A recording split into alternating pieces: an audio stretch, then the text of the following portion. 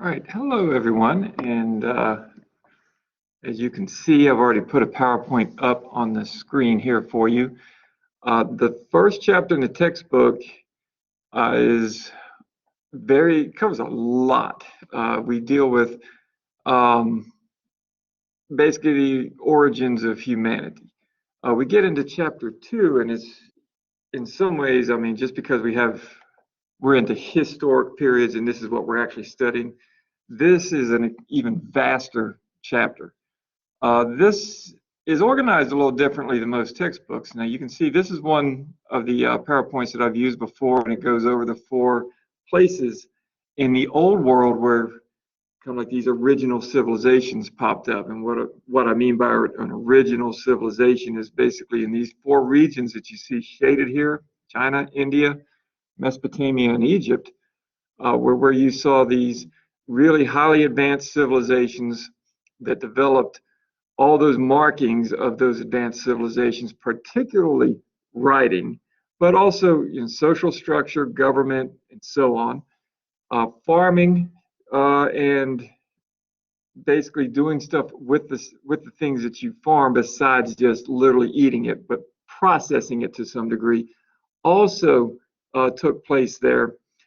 And the places that are kind of in between or around these 4 evolved later and oftentimes mimicked or incorporated elements of at least one of these cultures. So if you see, for example, in India, obviously it's just the river valleys, but even today down in southern India, that culture has spread its influence down there. And of course, China basically was limited to what you see shaded there along the river. And of course, its culture has gone extremely far. And then there's some regions like around Southeast Asia here. These have elements of both. All right, now the regions we look at, it's going to be the same thing. To the east, you see going over into Persia, a lot of influence from Mesopotamia. For example, in Persia, the writing system, you see mimicking the religions, oftentimes early on mimicking, but it's in between these two. They have contact with India as well, and Persia is going to develop, a lot of foods. If you eat Persian foods, very similar to Indian foods.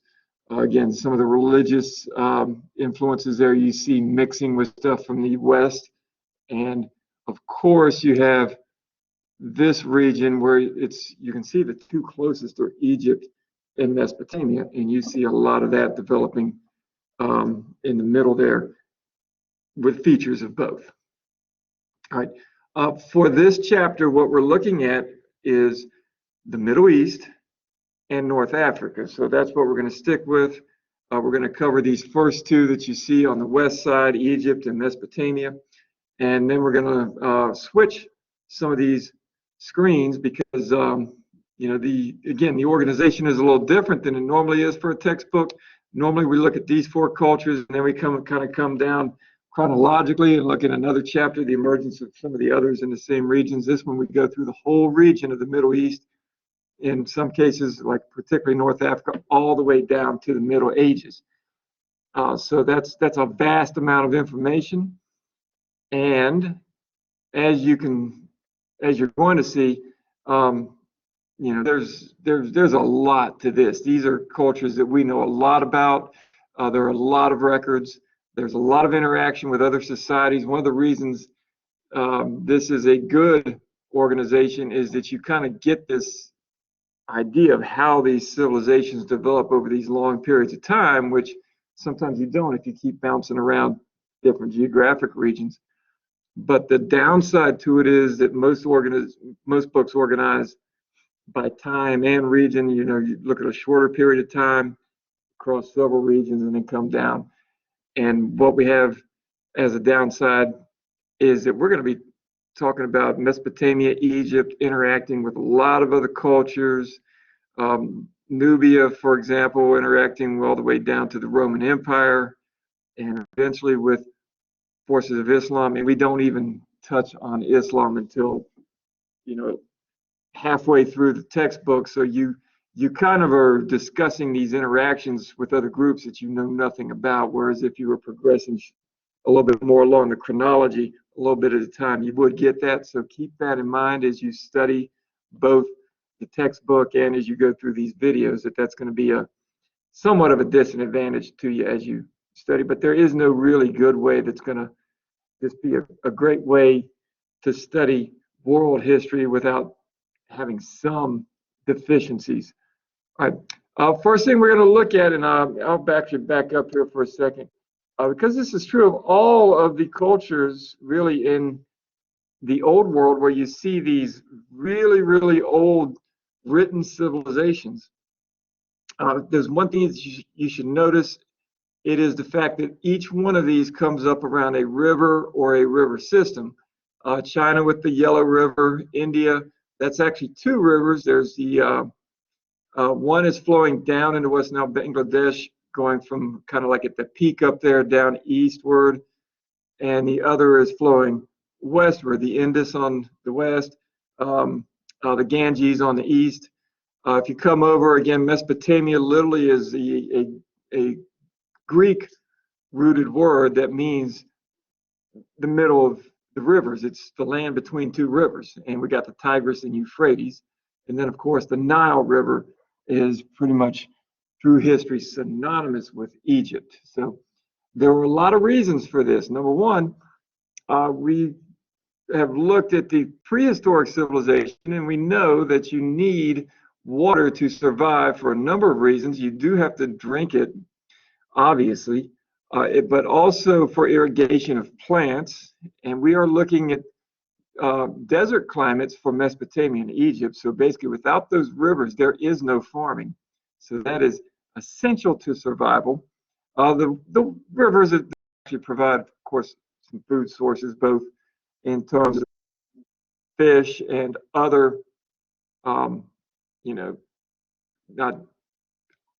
any kind of seafood. We classify it as seafood as freshwater. It's not sea, obviously, but freshwater shrimp, for example.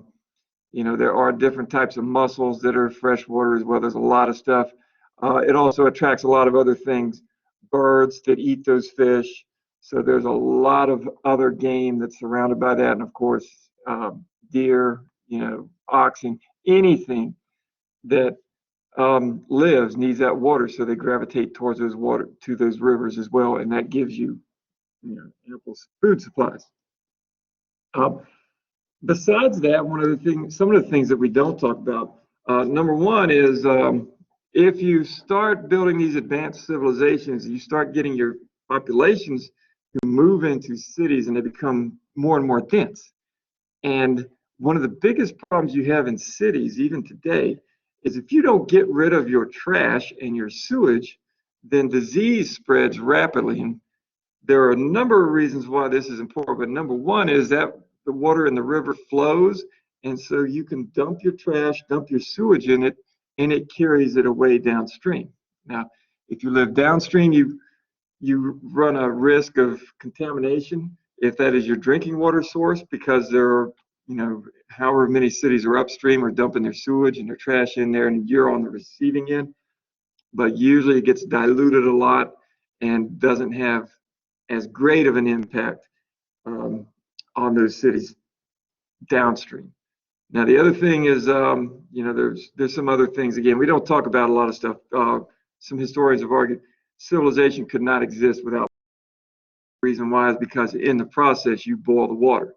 These people did not know about germ theory, but even with those rivers, you still have a huge problem with conditions that are ripe for disease spread. And basically, if you get a city that grows as big as even the ones in the earliest phases of Sumer and Egyptian history, everybody's going to pretty much die, or they're going to move away to get away from the disease, and your civilization collapses. There are some things like, again, beer, you boil the water, so that basically kills the contaminants. You cook your food, so those kind of things are actually very important, although we don't discuss them very much. And they have a huge, huge impact on our ability to urbanize. Right? As we mentioned, this is a desert. The the Mesopotamian region, basically the earliest civilization there we refer to as Sumer, and it is the first to develop writing. And this is one of those things where, about history doesn't change, and it actually does. It was the case that through the 1800s, early 1900s, and even going back farther all the way through the Middle Ages, people assumed that Egypt was the oldest civilization, and of course used writing as that criteria to mark when you would consider the date of civilization to begin. We, of course, could translate hieroglyphics a little bit earlier than we could cuneiform, and I think that helped to spread that belief, enforce it. And of course, we didn't have evidence to the contrary. We were kind of guessing on these things. It has, as we were able to translate cuneiform, a little bit older in the sense that writing developed in Mesopotamia before it did in Egypt. It's not a big difference. They're very close together, almost simultaneous, but it is a little bit older in Mesopotamia right now. These two cultures, though, were very well linked, and you can kind of see this fertile crescent. That's a phrase you'll see referred to frequently in this course along all these civilizations.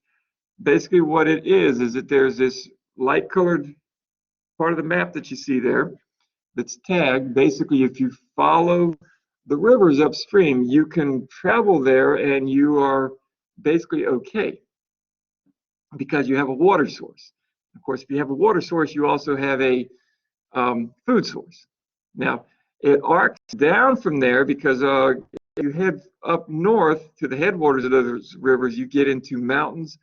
Those streams kind of start, petering out as you get up in there. Those mountains are very high. It gets cold up there, so you're going to get precipitation, but it's mostly going to be snow in the wintertime. Very rugged terrain, hard to travel. So people turn and they come down, as you can see, towards Egypt, and this Fertile Crescent essentially links the two together. That land that you see there is where we would find Syria, modern-day Israel, modern-day Lebanon, and that territory is on the border of the sea. It does get adequate rainfall through much of the year. It kind of stops there and that rain does not, that's kind of where it ends. It doesn't move much farther east, and it doesn't give you precipitation, over in Mesopotamia. But that region also has enough water to support life, basically cities, right? And that is where you can also conduct agriculture. So that whole Fertile Crescent is basically one that allows you to move back and forth for that reason. You can settle there as well, and eventually there are cities and city-states and nations that develop all along that Fertile Crescent. If you went through that orange part, wherever you see Euphrates River printed, you would, even though it looks like it's a shortcut, you'd probably die that way because that's an extremely harsh desert. There's probably a few watering holes, but you would have to know where they were, and very risky. Unless you knew where they were, you would more than likely not make that journey. All right. That basically, all right,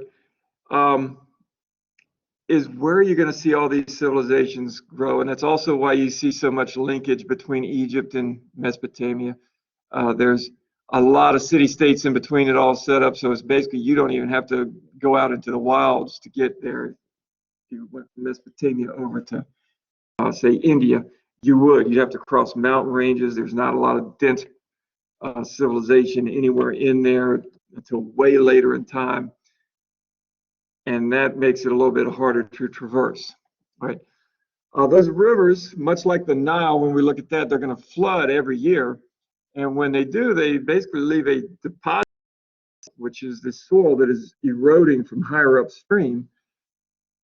Floods, rise up, the water comes over the banks. When it recedes, it leaves that silt there. And basically that is why you can conduct agriculture all the way back to, 5,000 years ago, essentially, and actually longer. Because if you grow the same crops in the same soil year by year, if you study U.S. history, we'll be talking about how cotton corn, anything, whatever you grow in whatever region, people exhaust the soil. It just takes out the nutrients, and people just have to abandon the land and move on after about 5 years. So how can they grow food here for 5,000 years? Well, this silt basically is replenishing that soil, so it never really goes and loses those nutrients completely. It just gets replaced. Right now, Sumerians were the first to settle this region. They were moved in, and this, of course, it says they're attracted by the rich soil. We know now that there's some other things going on, like we talk about global warming today. That is actually something that happens frequently in our history. That is a natural occurrence most of the time. And what was happening, we were coming out of the ice ages, and we just gradually were getting warmer and warmer. These areas that are now deserts here, they were much more watered back up about 10,000 BC and started drying out. And that was actually pushing people over to the rivers. So they would have been spread out in much of that desert territory, which many times would have been forested or grasslands. And now the conditions are changing, forcing more and more people. And then when they settle, that is creating a more dense population, settling in cities. This happens about the same time we start developing agriculture. So rather than these people just dying because they don't have enough food source, they're actually able to grow more food because they turned to agriculture. Right now, there are some differences. Again, we're going to compare this to the Nile. The Nile River floods every year, and it does the same thing. But their flood is very reliable. Obviously, there's years where it could be a horrible torrential flood. There are some years when you get almost no flood, because it does depend on, your winter weather up in the mountains, right, where these rivers originate. But it's much more predictable in Egypt. It's going to basically get this huge flood, but it's going to be very slow. It's going to raise the water over the banks nice and easy, and then it's going to recede nice and easy and basically leaves that silt. The Mesopotamian region, you got these two rivers, and it's very unpredictable. You can have that happen one year, and the next year, when you get a flood, it's just literally what we think of as a flood. It just pours down fast, and instead of replenishing your soil, it just washes everything away. Sometimes you might not get much of a flood. Sometimes it might actually flood you so badly that your city's flooding. For that reason, you see some things developing in Mesopotamia differently than Egypt. Number one is there's a little bit more of an investment early on in things like dams, levees, things to control that flood, and some irrigation projects as well. Right. Some other things about Mesopotamia. If you look over on the east, you've got a mountain range, the Zagros Mountains. That's going up into what's now Iran or Persia. You've got the desert to the south. Of course, that's mostly southwest. That is wide open. So if someone does know how to get across it and find the watering spots, there is no way to defend the border here. You would literally have to put people, army, all across the entire river to have any protection, or you'd have to build a wall that entire length. Now, the mountains look like they would actually provide some protection, but they don't, because the people who would be invading are mountain people. It provides them from protection from you, but basically they're going to be coming down, and you got the same problem. There's nothing on your eastern border that prevents them, and you could see an army come in. They could literally attack from any direction, and you have no way to fortify to prevent that. So basically you have no way to really protect yourself, except that you are going to organize, build walls around your individual cities, right? And of course, invest in some military technology.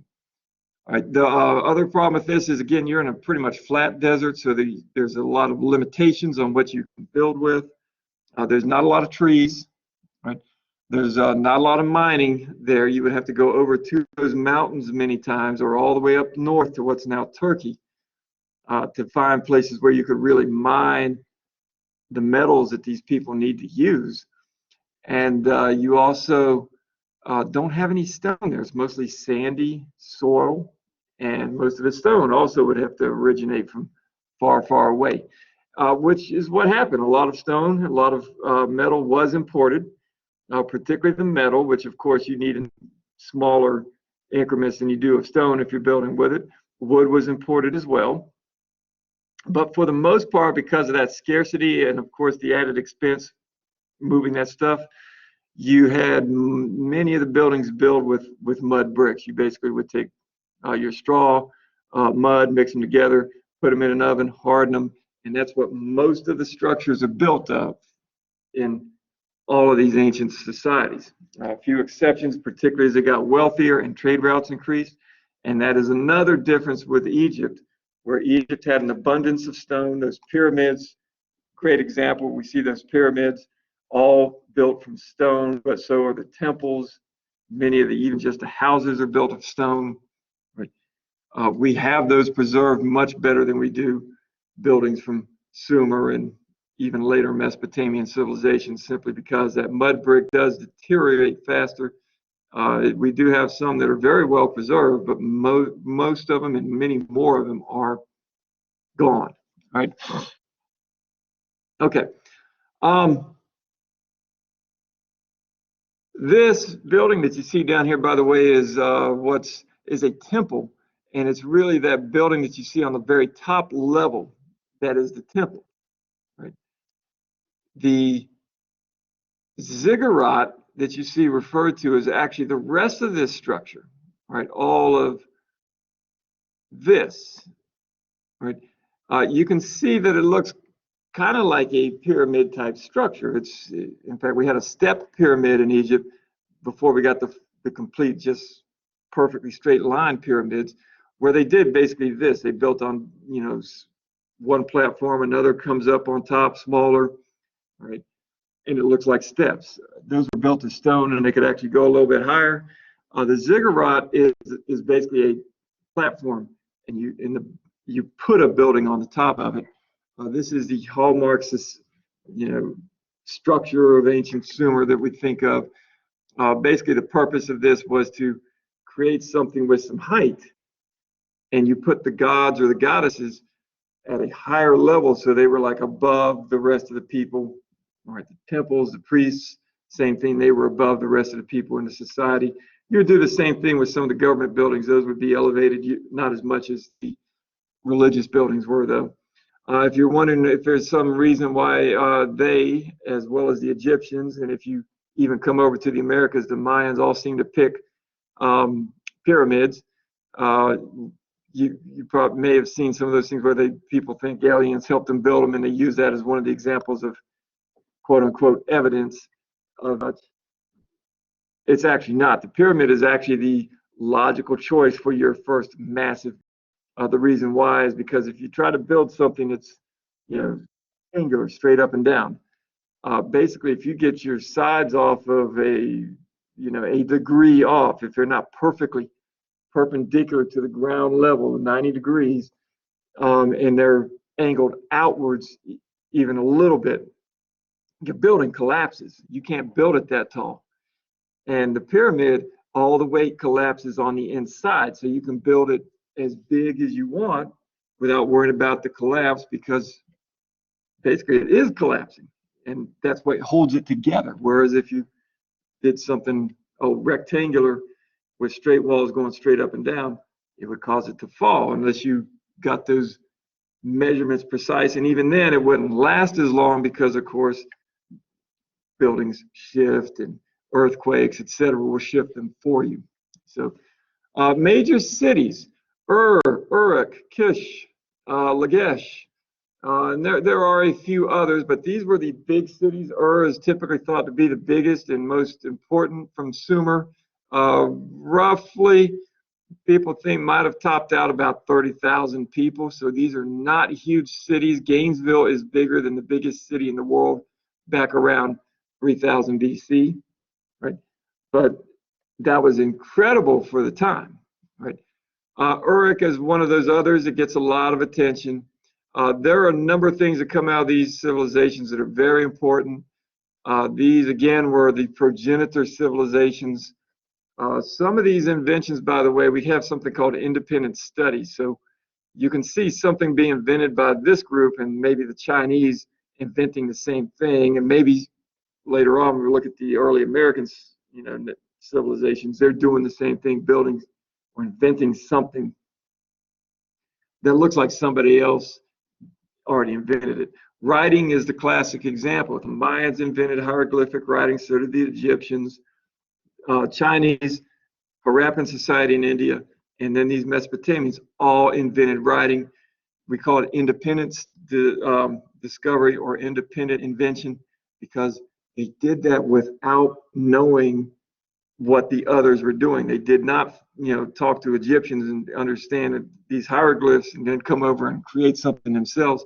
They did this before they met the Egyptians or before they knew the Egyptians had writing also. And each one of these, it's an original. It's why they are so different in many ways, right? The Uruk period, as you can see, about 3,800 all the way to 3,200, some big inventions, the wheel and the plow. The wheel itself, of course, is important. Many cultures did invent the wheel, but that doesn't mean that they were able to create a wagon. There's two ways of using the wheel. One is to flip it over on its horizontal side, spin it around, and you use it to make pottery. And many civilizations figured that out. Using it on something like a wagon or even on these plows, that requires a different invention. You have to invent the axle and figure out how to make that work too. And it was the Mesopotamians who were the first ones to do that. They invented both, apparently the wheel, but they also made it usable for transportation. The Egyptians did not. They apparently discovered that one from Mesopotamia and introduced it that way. So they didn't have an independent discovery of the plow, the chariot, like they did the writing system that they came up without any help from the Sumerians or anyone else. Right. So what we see is that there's two things. You can have independent discovery, but a lot of times these technologies, inventions, etc., can be transferred. All right. Started using, as it says, orchards, dates, figs, and olives were the big crops, particularly at that point, the dates and the figs. Apparently the first to enter into the Bronze Age using copper, and then later mixing it with tin to come up with the bronze. And of course, these are the oldest cities, Uruk, Eridu. And then lastly, and most importantly, invented the cuneiform writing. That one is really the important one. And hieroglyphs basically did come in over in Egypt, but cuneiform is the one that is important, more important to us. The cuneiform spread over throughout the Middle East, all the way over, essentially where Israel is now. A group called the Phoenicians took that cuneiform and started playing with it and created a phonic alphabet, one where symbols represented sounds rather than words. And then, of course, the Hebrews developed their alphabet from the Phoenicians, and the Greeks did as well. So the Greek alphabet developed, it was picked up by the Romans, and then the Roman alphabet is more or less what we use, with a few symbols added that were picked up from Germanic runes and stuff like that later on. But this is the one that eventually develops into our alphabet. Hieroglyphs does not, right? It develops separately. If there was some influence, it's much more limited. All right, as it says, engaged in the first wars, they developed governments, all those things. Most of the first we can really attribute to them. Cities, again, very small by our standards, 1,000 acres and maybe 5 miles, contained within 5 miles of walls. Some of the city populations in this period getting up to about 2350 BC. And remember, we count down. The bigger the number, the older it is if we're in the BC or BCE range. 50,000 people, again, is Gainesville. So this is not something that's impressive to us, but that would have been the largest cities in the world back at that point. Most of the governments were organized into city-states, a word you see there and that you want to remember through the course. It comes up repeatedly. They're not the only culture that has city-states, and what that means is essentially you have a city, you have a few farmlands outside that city, and that is your country, right? When we talk about Sumer, it is not a nation. It is a culture. And the city of Ur and the city of Uruk have different kings. Eridu has a third king. Each one of those has their own sets of laws. Right? Each one of those could be at war with each other at any point in time. None of them are answerable to the others. And basically, they have a small region. Right? The Nile civilization, again with Egypt, develops differently. We'll see that that is our first example of a true nation where there is no city-state structure. All the cities answer in a hierarchy up to the pharaoh who rules over the whole thing. One uniform law, whether you live in Memphis or you live in Thebes, whatever city you live in, you got the same ruler, all right, the pharaoh. The same law code applies across the whole thing, but that is not the way it works here. What we're going to see is a lot of times people have this tension, right? If you live in a city-state, you're going to see this was true for these people. This is going to be true later when we look at the early Greeks. They're fighting each other all the time over resources. You got a little small town. Basically, you want more water. You need more farmland. You go to war with your neighbor. And these city-states were pretty much fighting each other every year. Got into a war every single year almost, fighting for little bits of resources. Whereas in Egypt, you wouldn't have that. If one city needed water, you would irrigate, and it didn't matter that you were crossing another city because it was a national government. So we have this tension where people, number one, realize the advantage. You get peace if you get conquered and you're part of an empire. You got a national ruler. Peace spreads. That usually means that your wealth grows because there's no interference with trade. And then projects, infrastructure, whether it's roads, canals, irrigation projects, those are all easier to do and are going to be done when you're in a national situation, whether you're in a nation like Egypt or whether you're conquered and become part of an empire.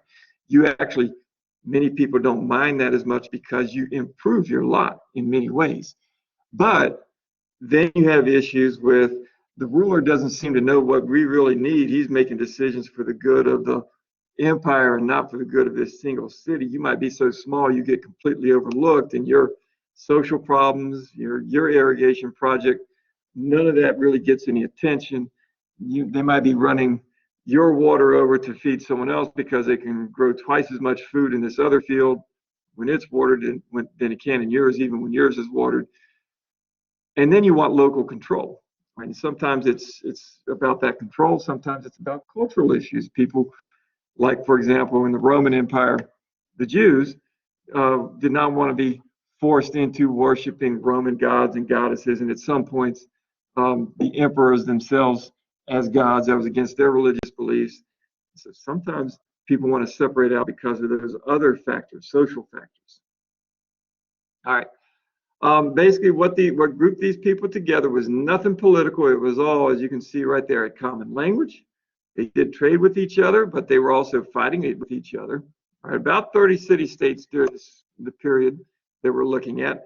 There is the ziggurat at Ur, which was, I think, still the best preserved one that we've got. This is not stone. This is all a bunch of little stone bricks, relatively little when compared to, say, what you got in Egypt. All right, we already talked about that city-state, so we can kind of skip through this. A note here that over the course of time, things do change. It looks like in the prehistoric period, there were a lot of things that were different. Looks like it might have been some kind of democratic process that governed, as it says there, possibly government handled by councils of elders or something like that. And then eventually circumstances dictated that they needed less debate and more action. I mean, if you've got an army on your doorstep at killing people, you cannot take 5 hours to decide whether to declare war, or you can't have 5 different guys arguing about how to organize the army. You need somebody that makes decisions then. So the shift was towards a monarchy, a king who could make those decisions. All right, now, That also seems to be, and this is kind of odd because we associate the Middle East with one of the most repressive areas in the world when it comes to how women's rights are, you know, functioning today. We usually associate that with Islam, but it actually isn't. Most of that stuff, you know, for example, veiling of women originated well before Islam. That one actually came up with the Assyrians. Well, the women apparently had a lot more freedom in the prehistoric period as well. It looks like that there were women were not confined to marriage, allowed to leave husbands, own property, etc. And that goes away as well, becomes very repressive towards women. Again, even in some of those things handed down all the way down to present societies, such as, you know, that requirement that women stay covered. All right. Again, we've already gone through the city-state. I will make mention of the word dynasty that you see down there. You will see that referred to in multiple chapters all the way through the Renaissance. Basically, you just have a succession of rulers. A king, son takes over, grandson takes over. The great-grandson dies, he doesn't have any children. Another family or maybe a cousin takes over who's not a direct descendant. Well, that marks the end of the dynasty. So you have your son to father to son to grandson, you know, basically that descent of rule through a single family line. That is a dynasty, right? Egyptian history is measured by the dynasties. That's how they divide it up. They're breaking those apart into three main kingdoms, but then in those kingdoms, they break them down into these periods determined by the dynasty, what dynasty is in control, right? Sometimes that can even be difficult to figure. We talk about different dynasties and then switching dynasties. Oftentimes, those next dynasties are actually still related. So, you know, sometimes it's hard to determine when a cousin takes over. Is that the same dynasty? Is that a different dynasty? But just pay attention to the textbook, and it will fill you in on that stuff. Right? Let's see. We see a few things here. Some other early things coming in. The first written code. Right? You'll see Uru-Enum-Gina, king of Lagash, may have been the first to implement a written code of law. It's maybe the oldest one we have, so there might have been people who did that before in other kingdoms or even his city-state, but that's the oldest one we have evidence of. Right? He did attempt, as you can see, to protect poor people, guard temples, etc., do some things we would think of as, I guess, progressive. Some of the stuff would be controversial. Wage and price limits on goods and services would be something some people would advocate for today. Some might argue that it smacks of socialism. It's not really socialism or communism. At this point, those economic concepts don't exist, and this is something more of just general regulation of economy. All right. Here we go. This is the spread of stuff from one culture to another. I want you to get the idea that all these cultures were linked. It's going to be something that increasingly spreads as we get through here. Eventually, you got Sumer, you know, somewhat isolated. You got some nomads who are going along the Fertile Crescent to Egypt, right? Then you have some people from India, what's now India, the Harappan civilization, coming by sea, coming up the Persian Gulf and trading with Ur. So now you don't have people from India going over to Egypt itself, but you have goods moving from India all the way to Egypt, and Egypt all the way back, passing through Mesopotamia. And Sumer becomes wealthy because of that to a large extent. They don't produce that much. We just said they don't have that much that they can work with. They have to import most of their raw materials like stone and wood. But for the stuff to get from India to Egypt, it has to go through them, so they mark it up and they become traders, and that's how they become really one of the wealthiest civilizations in the old world. Eventually, after they fade away, the other Mesopotamian civilizations come in. They basically have Babylon, usually considered to be the richest city-state over here on this side. Might be some stuff richer in India or maybe China itself. All right. All right. Religion. This is also something that is very common. It's not going to be unique to Mesopotamia. A polytheistic religion, right? It mentions here God of the clouds. Enlil was considered the most powerful god. You might see Ishtar or Inanna referred to in places in different sources, including the textbook. Goddess of love and war. As you can see, these were gods kind of like what you may have seen with the Greek and Roman mythology. Right? They are very much like humans. Right? They basically have control over one aspect of, maybe nature or maybe something related to human institutions, but not an all-powerful God like in our modern Christianity, Islam, etc. Right? As it says, there could be nearly 3,000 others. Many of these had human qualities. These were not, again, they were not morally perfect. That was one of the other things that polytheistic deities are marked by. They are, exhibit jealousy, anger, hatred, greed, etc., etc. Right? They viewed their gods as hostile and unpredictable. As you can see, nature was the same way, and they were associated in many ways with nature, so that makes sense, right? Many of these gods and goddesses may have actually been picked up on, and maybe some of the ones picked up from Egypt as well, and some of your Greek gods and goddesses may have had some influence from these other civilizations. Now, many of these were also anthropomorphic, and you'll see them depicted as such, and that's a big word that basically means they have some human qualities, like you will see them walking on two legs with arms, faces, etc., like we have, but they will also at the same time have animalistic traits, such as, for example, feathers. One that you might be again familiar with from Greek mythology, the centaur has the lower body of a horse, torso of a human. That was actually very common amongst not just Sumerian and later Mesopotamian gods and goddesses, but many, many cultures, including Egyptian mythology. All right. Tied to this, and perhaps coming out of this, many of the stories, the myths, do begin to get recorded in writing once they're able to be done. This actually might very likely give rise to our first true work of literature that we have available to us, which is the Gilgamesh epic. Right? Again, it used to be that people thought Homer, with the Iliad and the Odyssey, created the first great work of literature. But now it appears that both the epic poem itself the epic poem was borrowed from the Mesopotamians, and it's obviously older.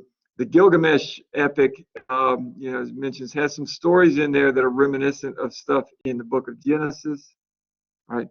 Kind of lends credence to the idea that the original Hebrews also originated from or heavily interacted with the people in Mesopotamia, right? That epic, again, what makes it a great work of literature is that number one, it is, of course, recorded as a poem, right, like the other epics. It's also going to have literate traits that make it it's not just great because it was the first one. Basically, it examines a lot of the human condition, and some of the principles in that are just as true now as they were then. Basically, Gilgamesh rejected Ishtar, the goddess of love and war, who wanted to sleep with him. She created Eridu, basically viewed as the wild man, to come and fight with him and supposed to kill him. They fought. He was the one who was injured instead of Gilgamesh. Gilgamesh brought him back for healing, and they became great friends. That was actually representative of the struggle. He is the king of Ur, represented civilization.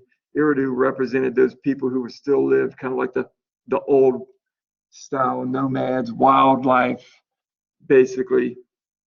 But they struck Eridu down because of that. He died, and then Gilgamesh realizes mortality of man and goes off seeking immortality. There's a pearl that's supposed to grant that he eventually does get it, but coming back home on a boat.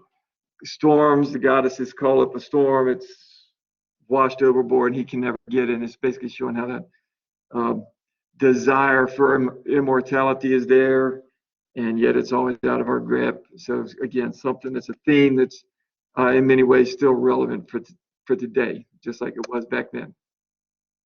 All right, this is going to be true for just about every civilization we look at. There is going to be a social order, and for the most part, it's going to look very close in all these civilizations. Doesn't matter if we're looking at these in Sumer, later Mesopotamian cultures, China, Egypt. Basically, you're going to have a group at the top. Right? They put them in three social classes. This is actually going to be two separate classes, in many of them. You're going to have the priests and the nobility at the top. Now, the royalty, the kings, are above all of that, and they usually are, their dynasties, their families are almost always coming from the nobility or the aristocracy, whatever you want to call it. Right? And these two classes can be interchangeable. So for example, India, you'll see the priests are actually considered the highest social order. In Mesopotamia, you might see the kings, the royalty, the aristocracy being the highest social order. Right? But those two are going to be relatively powerful. They're going to oftentimes compete with each other for control, and they are at the very top. Then you're going to have a group that are artisans, merchants. These are going to be rich people, but not priests, not nobility. They're commoners, but they get wealthy. These are going to be, as you can see, merchants would fit in this group, but also skilled workers, your stonemasons, your carpenters, people that have skills that take a lot of time and education to get, which means they can sell those services for a lot more than people who don't have skills. At the bottom, you have the unskilled labor, what you might think of as, we usually think of as peasants. Actually, B and C are both peasants, but we think of, when you say peasant, you think of C, the ordinary workers without skills or without marketable skills, and usually relatively poor. You may have another group, and you may not. The slaves, as you see down there at the bottom, in Mesopotamia were not included in the class system. They were considered outside of society completely. Other cultures, for example, Hebrew culture actually considered the slaves to be within the society. So you'll see all of these groups. What's going to be different is, again, the order between the first two, priests and nobility, and whether the slaves are considered part of society or not. Right? Women, this is somewhat misleading. Women tended to have very little in the way of rights, but gained more as time went on. So if you go to the prehistoric period, it looks like they did have a lot of rights that went away. But then just by the nature of the way business was done, as we get into the period where Babylon, Assyria, etc., replaced the Sumerians. If you were in trade, you have to go over to India to get goods. Well, who's running the store while you're gone? Well, the reality is women started gaining more authority just out of necessity. There were also a few queens that ruled some of the city-states, by the way. We don't have a lot of records on those, but it would be that might be an interesting research paper topic if someone wanted to take that one up too. Right. All right. Regular people didn't have a whole lot of freedom. If you owned land, you had to provide forced labor even then. If you were a commoner, and again, commoners could own land but not be in the nobility. The usual thing that marks the difference between aristocrats, nobility, etc., and commoners is not wealth, right? It is military service. The people who are in the nobility are typically given rights, and they use those to get wealth. They get tax exemptions, for example, and they use that to build businesses. But they do not have necessarily more money than many of the peasants. In fact, many civilizations of peasants, there are many peasants richer than most of the nobility. Basically, you are in the military or particularly you provide the military service as a leader if you are in the aristocracy. Over the course of time, oftentimes that devolves. So you kind of forget the reason people were aristocrats in the first place. They start paying to have people take their place and those skills erode. But that was the normal divide, right? You know, aristocracy were the protectors, and they got privileges because of that. Right? If you didn't own land, of course, you would have even less freedom. Slavery existed, not a lot of slaves. As it says, usually prisoners of war would be taken as slaves, and oftentimes those would be ransomed off because you were, again, fighting your neighbor every year, and after you settled down and had a peace treaty, you might see some of those freed and sent back. Right? Basically, some things that we wouldn't think of today. If you know, have debts that you can't pay, you file bankruptcy, and you basically hurt your credit and start over. Back then, bankruptcy was basically you sell yourself off as a slave to satisfy the debt. Or worse, again, we wouldn't even think of this today. You take one of your kids and you basically say, okay, if you wipe off our debt here, we'll give you one of our kids, and the kids become the slaves. Right? Right. Women, typically in most of this period, had to be under the control of a man most of the time. It had to be either usually their father or their husband. I guess if the father died before he got married, there would be a stand-in, a guardian. If the husband died, then the woman could remarry and she'd be under the authority of the new husband. That period in between, if the husband died and she did not remarry, that period was usually the only time where she might have some independence. Right? But that was a case where a woman would be heavily encouraged by societal rules to go ahead and remarry as well. Right? Women, as I mentioned, used to practice polyandry, which is basically the reverse of polygamy. It's basically the women can have multiple husbands as opposed to polygamy, where the husband has multiple wives. Right? Uriel Enumgina, again, that first lawmaker in Lagos, basically outlawed that practice. Right? And after that point, if you had multiple husbands, you got stoned to get to death. Eventually, that evolved into the same punishment. Right? Women, like I said, did oftentimes start having to conduct business for their husbands, run the businesses if they were widows, etc., and gain some independence that way. The one area in all these societies where women did have, in general, some parity with men was that they did oftentimes run the temples to the goddesses, particular specific goddesses, such as Ishtar, for example.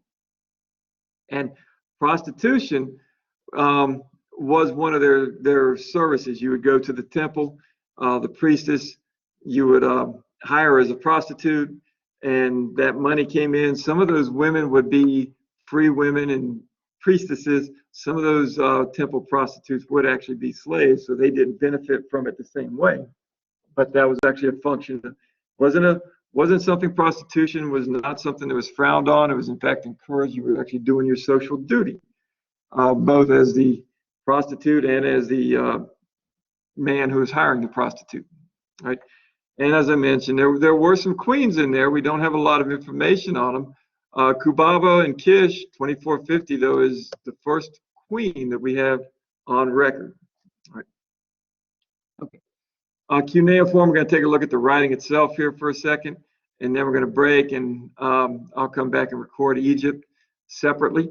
The cylinder seal, basically what you're seeing here is a way to create a signature. Right? You did have a lot of people who were in business. And many of those could not write. You actually had people, their skill was that they could write. So if you were a merchant, you'd go find a scribe, say, we're doing a contract, tell them what the terms are, and they would write that up, right? But you would still need to sign it. Now, you may have seen like old movies depicting letter writing from the Middle Ages or something of that nature, where people would have a ring, and it would have a symbol in it, and they would pour melt wax on the letter, and they would press the ring in it, and that functioned as their signature. Right? That was because most people in the Middle Ages, especially the aristocrats, could not write either. Well, you had a cylinder roll here, so The cuneiform is not what you see on these cylinder rolls typically. Basically, you had one of these made for your family. Each one was unique, and it was a round thing like you see on the right. And basically, it's small. You would take that and you would the writings, because there was no paper. Basically, you did mud. You poured mud in a little square. You carved the cuneiform into it to create the writing. And then you took this cylinder seal, if you had to sign it, and you rolled that across, and the picture it left was essentially your signature. And you baked it in the oven to make it hard so it would last. Right? We have a bunch of these. Most of the written records that we have are some kind of business thing. It's, a lot of contracts, receipts, bills of sales, that type of stuff. At one point here, I think we have some examples of the writing itself. But the cuneiform basically gets its name because it's called wedge-shaped writing. Right? I'll show some at the end. It does not go away, by the way. This is a transition here. You see from again, 3000 to 2000 BC, you got these Sumerian civilizations fighting each other every year. About 2350 BCE, Sargon of Akkad, he is not Sumerian.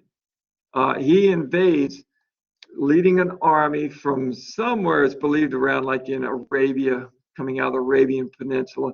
Probably again pushed out because that is drying up and becoming desert. And they're moving to where they can survive.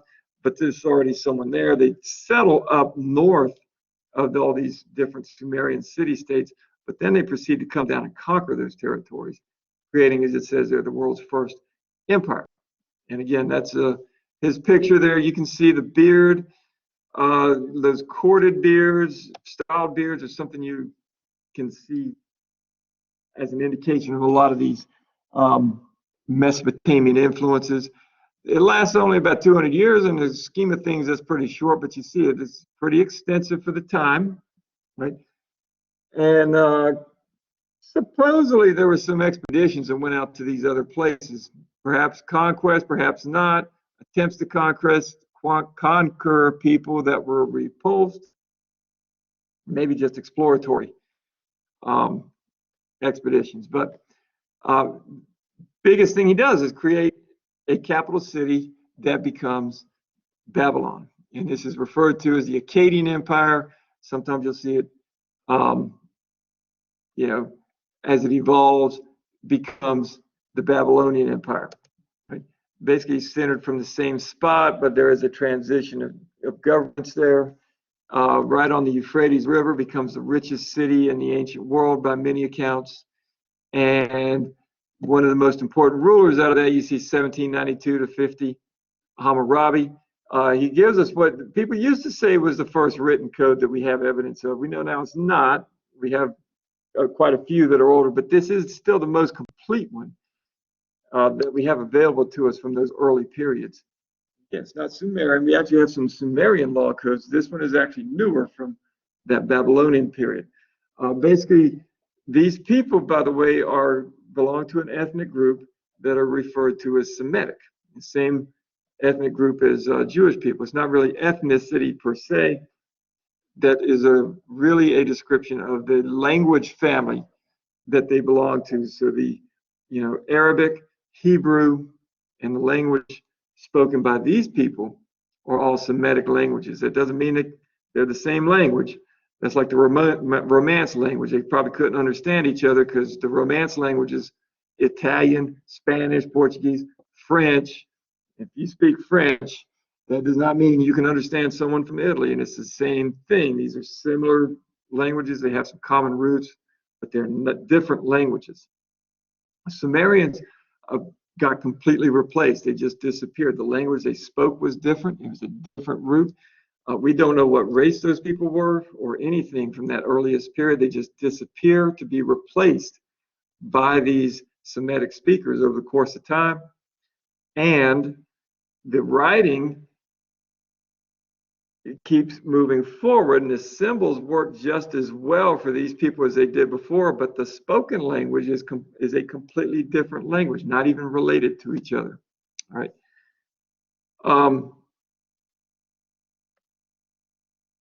That code, by the way, was important because it was really posted everywhere where people could read it. Now, of course, the problem with that is not many people could read, but it was put up all over the empire, created a common code for everybody, that knowledge of what it said could be much more broad than previous codes, where if you know the law and the other people don't, you got a distinct advantage in business dealings. Right?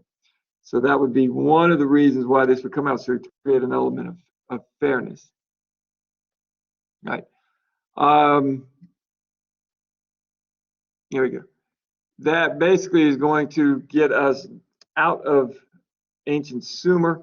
I'm going to break right there, show you all pictures of the cuneiform just so you can see it.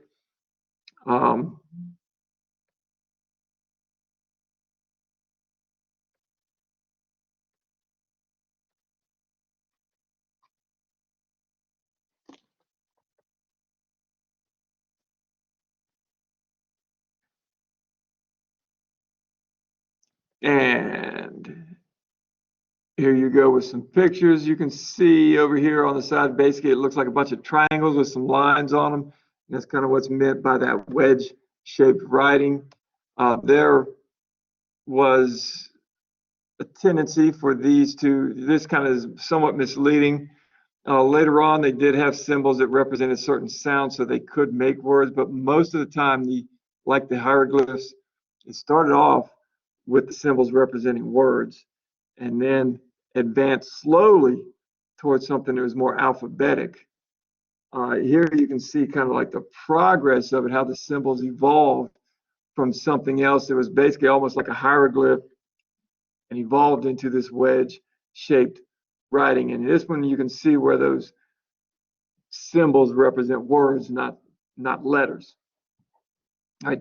This was actually much like the Egyptian hieroglyphs, something that we could not translate through most of history. It's very recent that we were able to start doing that. Much like the hieroglyphs, we had to find the Rosetta Stone, which had a copy of an Egyptian hieroglyphic writing with a later version called Demotic Script. There was also an Egyptian system of writing with a Greek part that basically all said the same thing. So we could read the Greek and we could use that to decipher the others. Eventually, we found something that let us do that with the cuneiform as well, something with ancient Greek on it, and the cuneiform, which let us start deciphering that. Right. The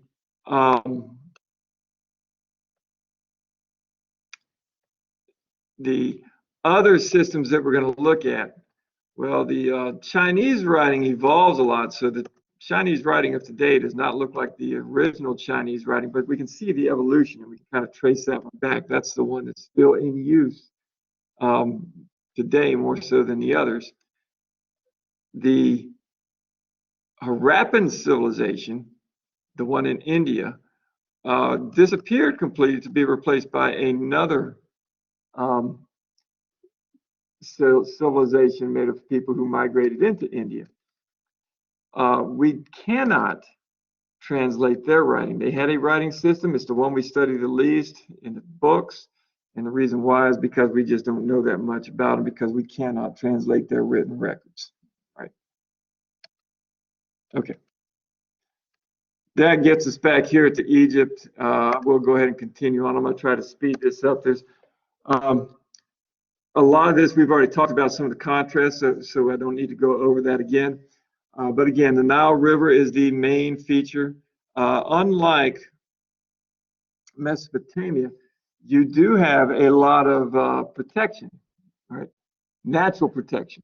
So right here, basically, it looks like you'd have to cross and maybe fortify this period to keep out invasions from that region, but you don't.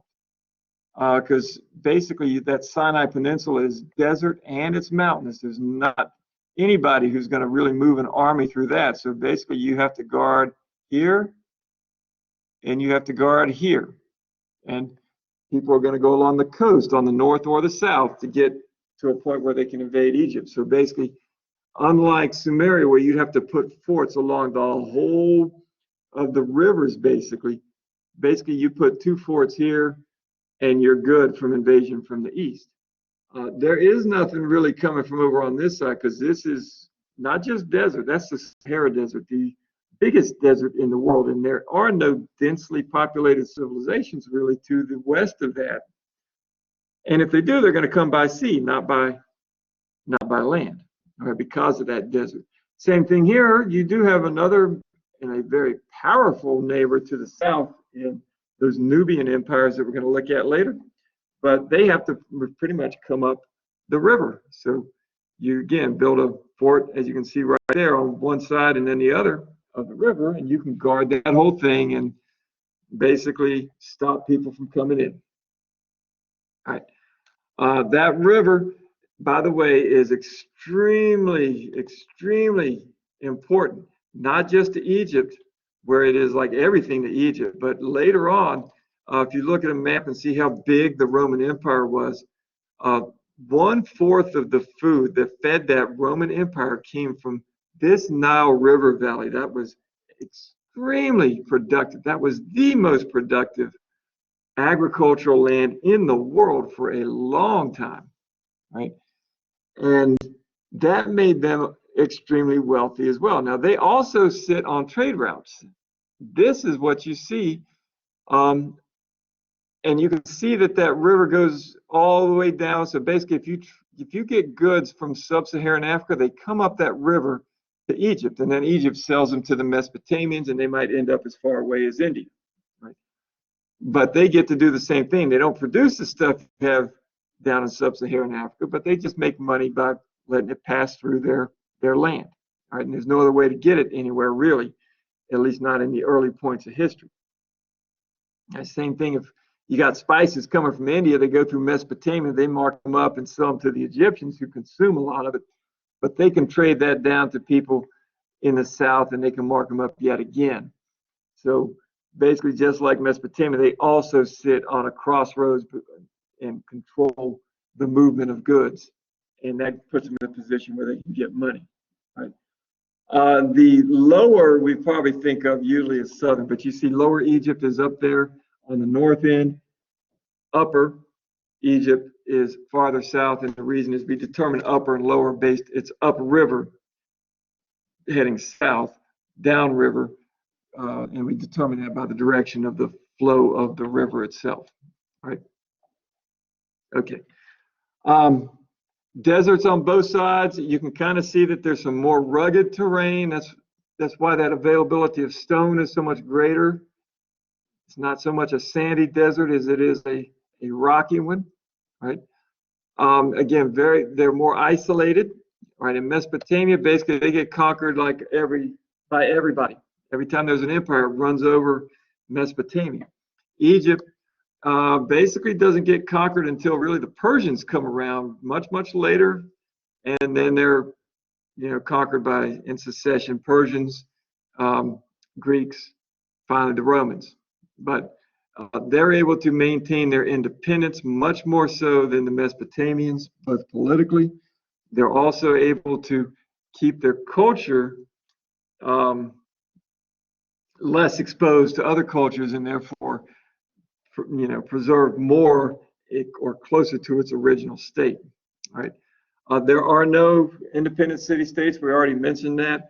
Menes, the king of Upper Egypt, basically was the one who was credited in 3100 BC with uniting the two by conquering the Lower Egypt, moved his capital to Memphis, and then basically he started the first dynasty, becomes pharaoh, considered the ruler of Egypt. You can see here, Thebes later is going to be the capital. Memphis isn't shown here, but it's going to be a little bit closer up there to where you see Saqqara. Right? And what we see here is the pharaoh is going to be different from the kings in Mesopotamia, not just because he rules a nation and they're just city-states. The pharaoh is both in a person and also in their people's belief a direct descendant from Amun-Ra, and therefore a god, and in a few instances of queens, goddess, him or herself. Right? So they are essentially head of the aristocracy and they are head of the priesthood, right? Serving dual functions. And that comes from something else that we should talk about, and that is that every government, especially when you have one ruler, has to have a means of justifying its right to rule over other people. It's essentially, we accepted the idea that if you got two people and they're equal, what gives one the right to give orders to the other to make laws that the other has to follow? Why isn't the other person who gets to do the same, or why don't they operate independently? Well, in Egypt, they justify that by saying the Pharaoh is a god, so he's not equal. He's a god, and therefore he's got the power, the authority from the gods directly as one of them to rule and to make the rules. Right? Very different. They are not considered gods and goddesses in the governments of Mesopotamian societies, but there they are believed to have been picked by the gods to rule. So yes, they are people just like everyone else. I again reference the Epic of Gilgamesh, but the gods have put them there to rule over, so they still rule with the authority of God. Right? Much of the Middle Ages, you'll see the same thing, and in the New Testament, there's things saying that follow your leaders because God has put them in authority over you. He picked them. Now, modern society, we got the same issues, but now we vote, so we pick the person. We're basically giving that person the authority. But many of these beliefs come from that need to justify why one person should have that power. And the odd thing, of course, is if you don't have somebody who gets that authority, then you have chaos. So it's necessary to have that leadership, but then you have to justify that leadership. All right. The Pharaoh, by the way, basically is supposed to go on afterwards and assume the same functions after death. The Pharaoh will die. He will go to the afterworld where he will rule again and be a judge and mete out justice wherever he ends up. This is important not so much for that, but because this is the first culture to have some concept, real concept of an afterlife. You don't see that in Mesopotamia. The closest you get to it is that they believe you might have a spirit that goes off somewhere and they don't have any clue. It just walks around in some dark land and wanders forever, right? And some believe you just live this life and then you die and that's done, right? Egypt, they have not just an idea that the spirit continues on, but they actually have a belief of what it does in that afterworld. And that, of course, influences a lot of cultures later on as well. Right? That idea of a soul, this is the first one to have that. You don't see that in Mesopotamian society, but you see that spirit referred to as Ka in Egyptian. That's essentially synonymous with what we would consider a soul today. Right? All right. The government was basically a bureaucracy, which is the way pretty much every government is eventually organized. Mesopotamian cultures did this as well, whether they're in city-states or not. And basically, it's just delegating tasks out to people who specialize in one thing. You make one person head of the tax department, he has people under him who are specialists in going out and collecting the taxes, but you have a ranking system from the ruler, the pharaoh or the king, down to the people who are out collecting the taxes. Another group will be specializing in something else. They'll be the ones who control the food supply, and they're the ones who store the food, responsible for storing and rationing that food. Right. All right, there, of course, you see the picture of the pyramids, again, the most famous structures. They did serve as tombs for the pharaohs, but for other people as well. You see here, they look kind of like they're lumps. You might look at these and think they're maybe part of that pyramid that's behind it. They're not. These are separate pyramids. Basically, everybody believed in this afterworld, and everybody believed in preserving the body so that you could use it in the afterworld. So everybody who could afford to do it did get mummified and buried in a tomb with their stuff that they thought you could take with them. These were believed to be the pyramids for the queens, but you will find smaller pyramids, even smaller than those, for wealthy people in the aristocracy, governors who were the ones who ruled the local areas in the king's name, rich business people, anybody who could afford it would go to a priest, and this is how the priest got rich, pay them to mummify them when they died, and then they would have a tomb of some type set up.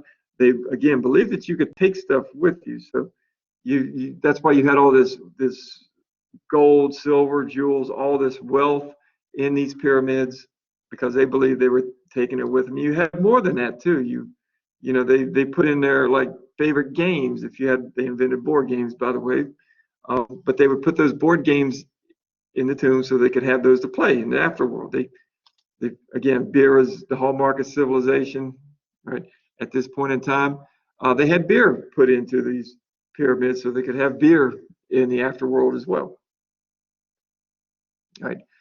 I'm not going to go through this too much. You can read up on it in the book.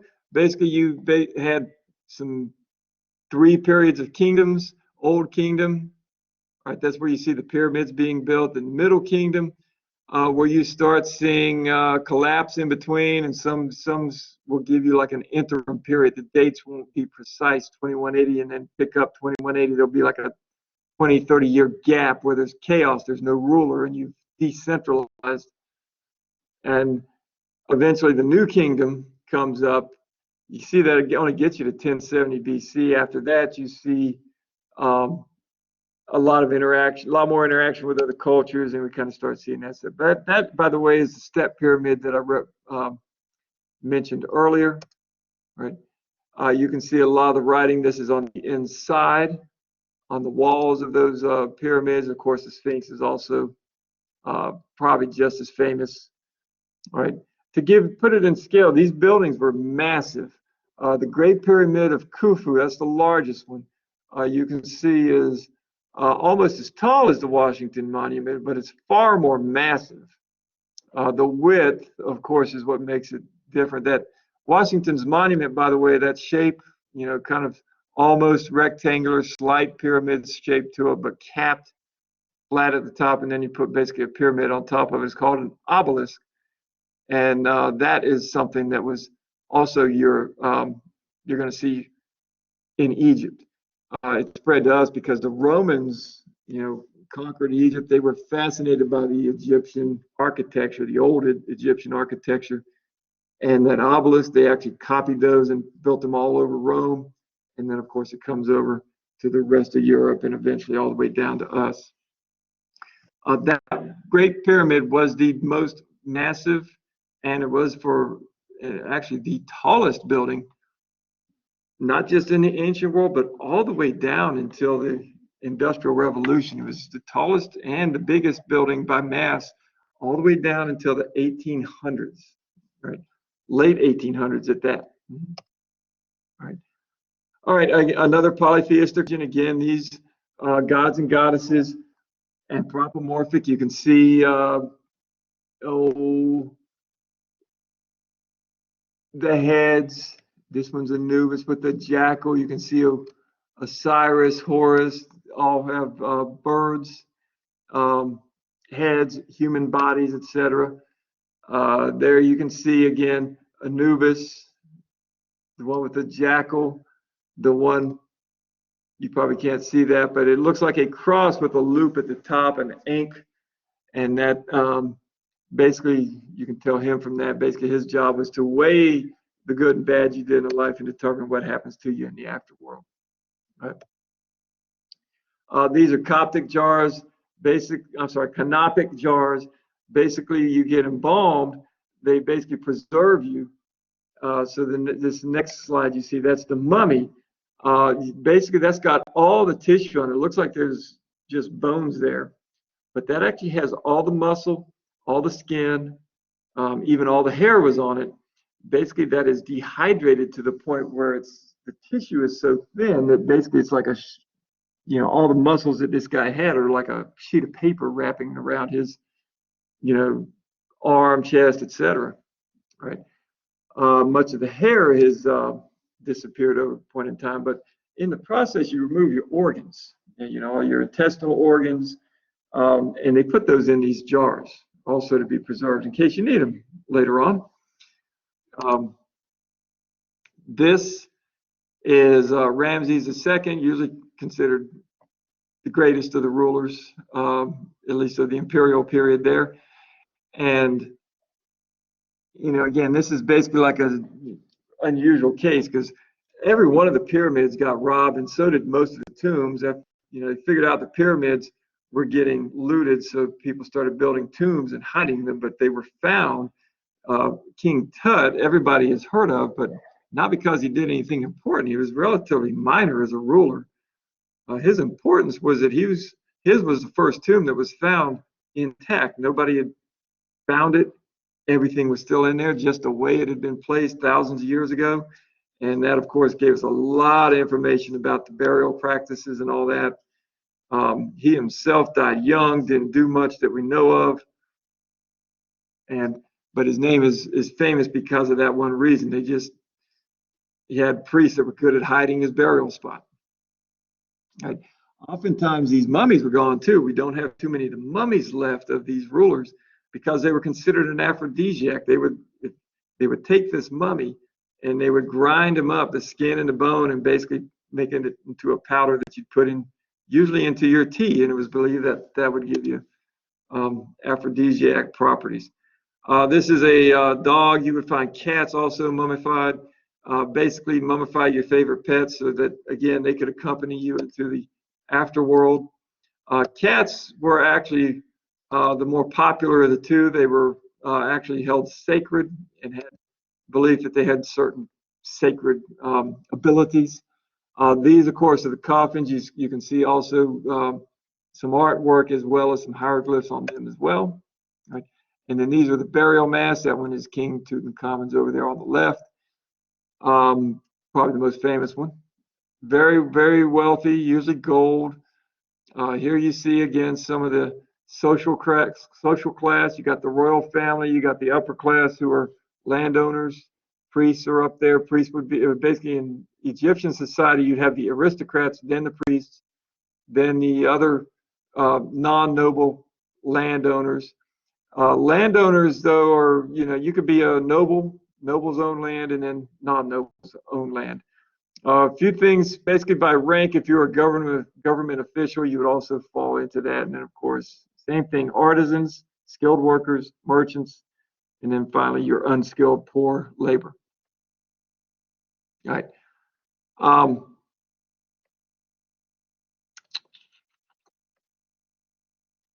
Here we go with the hieroglyphs, and of course everybody I'm sure knows this, the Rosetta Stone. Basically this will show you can find some pictures and blow that up if you want to, but you see the Greek is in the middle.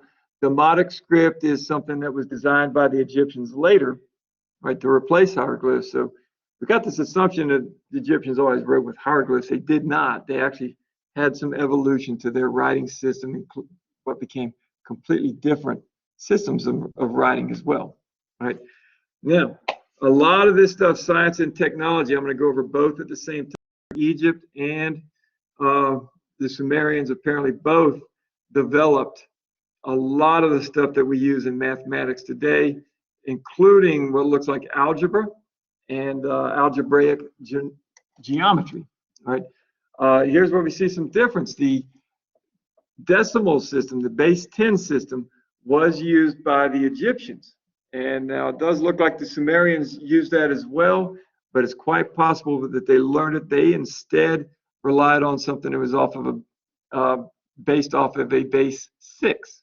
And we still use that frequently as well. We use that in geometry with the 360 degrees in a circle. We don't have 100 degrees in a circle for that reason. It's off of that base 6. And then the other place we see that Mesopotamian system is in our measurements of time. A base 6, all right, 6 times 4, 24 hours in a day, 60 seconds in a minute, 60 minutes in an hour, 24 hours in a day, and then the 365 days in a year is what we have now. It's actually a little bit more than that, 365 and about a quarter. It was originally considered 360 and measured like it was a circle, basically. All right. Both developed a calendar, right? And both had some pretty amazing advancements in medicine, and to the extent that the Egyptians and the Mesopotamians were doing brain surgery 5,000 years ago, and it apparently worked because the people were still living for 20, 30 years after they had brain surgery. If you look at a set of Egyptian surgeons' tools, they actually look exactly like modern surgeons' tools, except that they were bronze and the modern ones are steel, right? But I should say before we started using lasers and all that, right? Some other differences in the technology, we mentioned that the wheel, the axle, those things came from the Sumerians. Some other things, some concepts came out. The Mesopotamians apparently invented the zodiac, and that was apparently copied by the Greeks. So the original zodiac had different names for those signs, but the Egyptians and the Sumerians both apparently came up with pretty accurate calendars. 360 days for the year for the Egyptians, but they were cognizant of the other 5 days. They took that out of the calendar as a holiday period. They were off by the quarter day, but otherwise very accurate. All right, Old Kingdom declining. This is something that we'll see later. There was a group of people coming from Central Asia who apparently came up northwest, came down through Greece, and then spread out across the Mediterranean, invaded everywhere at the same time. Huge, huge importance that doesn't get the attention it deserves. Invaded and conquered Egypt. They're referred to as the Hyksos, right? And they ruled for a few generations there. They actually wiped out many of the other civilizations. The Hittite Empire just ceased to exist because of their invasion. The Greek civilization comes into being because they wipe out the Mycenaean and Minoan civilizations, and when everything, the dust settles and they settled in with these other cultures, then the classic Greek civilizations appearing there. But also you'll see them wiping out several of the minor civilizations in Mesopotamia. You'll see a shift, like you'll hear like Elamites referred to in the Old Testament in the Bible. They're gone. You start seeing the Philistines come in, and the Philistines are basically these Hyksos. They're these Central Asian people who are coming in and settling, marked by their language group, which is referred to as Indo-European, and have huge impact. They basically settle out in Egypt, right? They settle out in Mesopotamia, right? They settle out all along the Mediterranean, but then the Greeks and the Romans, their languages are Indo-European, and they're actually rooted in that language group. They invade, wipe out the Harappan civilization about the same time. So a group are going eastwards as well, settle in India. The Indo-European language group settles there, and that's the language we have now. That's the one that survives. The Harappan completely disappears. Right. This is actually disdained by the Nubians, and a group from Kush comes up and conquers Egypt, and for 3 more generations of rulers, you have foreign rulers, but this time they're from African rulers from Nubia coming up. Their purpose was to get rid of the Hyksos and return Egypt to Egypt, and they viewed themselves as Egyptian. They're preservers of Egyptian civilization. And that brings us to the end of those. So I'm going to shut this one off now. I'm going to do a separate one on the other minor civilizations. They're not as big as these, and I shouldn't use the word minor. Some of them create some huge, important things, such as the Phoenicians with the alphabet and the Israelites. Of course, Jewish faith obviously leads to Christianity, but we forget that Islam is also a Judeo-Christian religion, derives from the Jewish faith as well. So they're going to have some huge, huge impacts, and I'll shoot those separately. Long video, like I said, this is a chapter that covers a lot of stuff. So this is, sorry for the length, but if you want to do it thoroughly, sorry, had to do all that. All right.